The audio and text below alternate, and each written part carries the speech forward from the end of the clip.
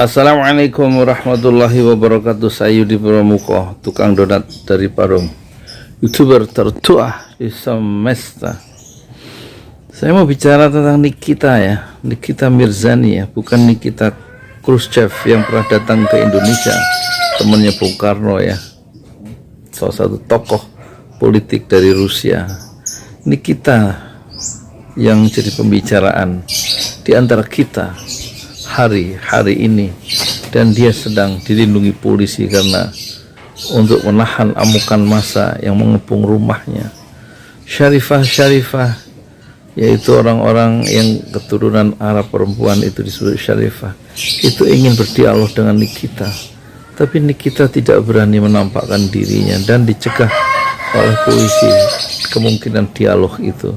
Dan tentu perempuan-perempuan yang berdarah Arab itu, keturunan orang Arab asli Indonesia, ingin ya, menguji tesis-tesis pikiran dan juga ucapan-ucapan dari Nikita dalam Instagramnya atau dalam tulisannya, tetapi Kapolsek setempat tidak berkenan ya untuk mempertemukan mereka dengan Nikita.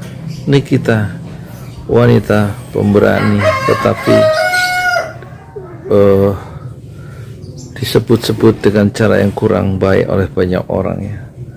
Ada yang menyebut dia masa lalunya bekas pelacur, ada yang bilang dia lonte itu sebenarnya bahasa yang kurang berkenan ya, apalagi seharusnya tidak saya ucapkan. Lonte itu adalah ucapan gelar buruk untuk perempuan yang rendah akhlaknya ya.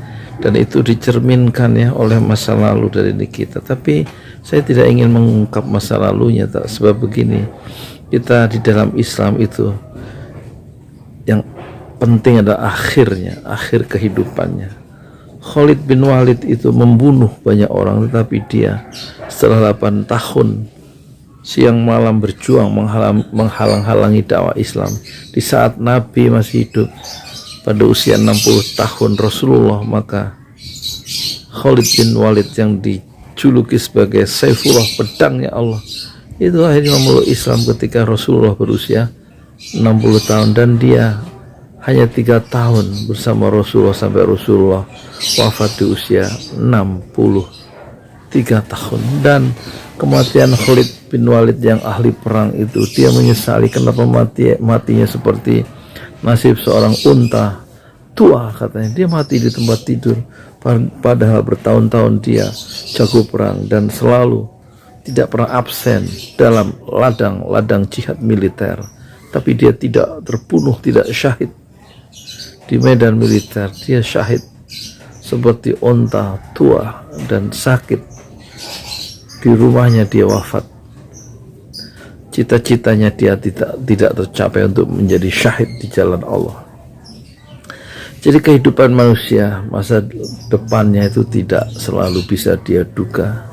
Masa lalu orang itu memang berbeda-beda. Kita bisa mengaku orang suci hari ini, tapi kita tentu sesadar-sadarnya bahwa kita punya masa lalu. Dan tidak ada masa lalu orang, tidak ada masa lalu seseorang yang sempurna. Tidak ada masa lalu yang seputih kapas ya. Tidak ada masa lalu yang seindah bunga sakura di Jepang. Kita semua punya masa lalu, dan tidak ada masa lalu yang putih.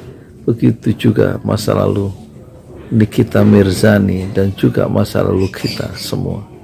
Oleh karena itu, hendaknya dalam meniti masa depan yang penuh dengan kemungkinan yang terbuka untuk menjadi orang yang jauh lebih baik, hendaknya kita hendaknya kita tapaki dengan hati-hati, dengan ucapan-ucapan yang mungkin bisa kita ukur sendiri manfaatnya bagi orang lain, manfaatnya untuk anak-anak kita, manfaatnya ucapan kita sebagai orang tua untuk anak-anak kita.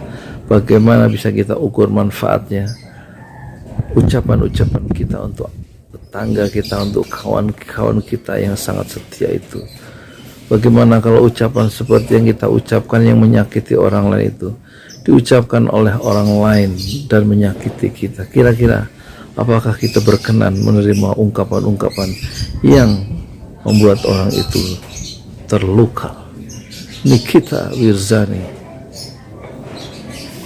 adalah orang yang sangat terkenal akhir-akhir ini untuk menjadi pelajaran kita semua, dan kita teringat hadis Rasulullah Sallallahu Alaihi Wasallam, siapa yang beriman kepada Allah dan siapa yang beriman kepada hari akhir, maka ucapkanlah perkataan yang baik.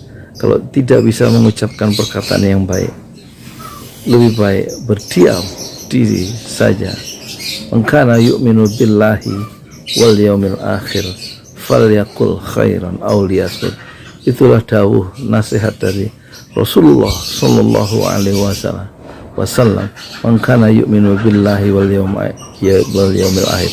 Siapa yang beriman kepada Allah dan siapa yang beriman dan percaya kepada hari akhir, falyakul khairan, maka ucapkanlah kata-kata yang khairan, yang baik.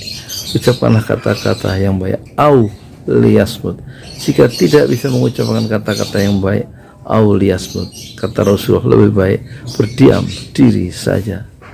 Itulah ungkapan hikmah kebijaksanaan yang sangat baik, yang sangat bermutu tinggi, yang keluar dari celah-celah bibir Nabi besar Muhammad Rasulullah Sallallahu Alaihi Wasallam. Mengkana yu'minu billahi wal yaumil akhir falyakul khairan aw liyasmut.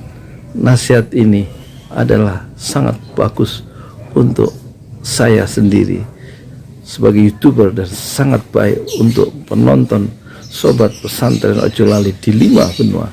Saya Yudi Pramuko, tukang donat dari para YouTuber tertua di semesta.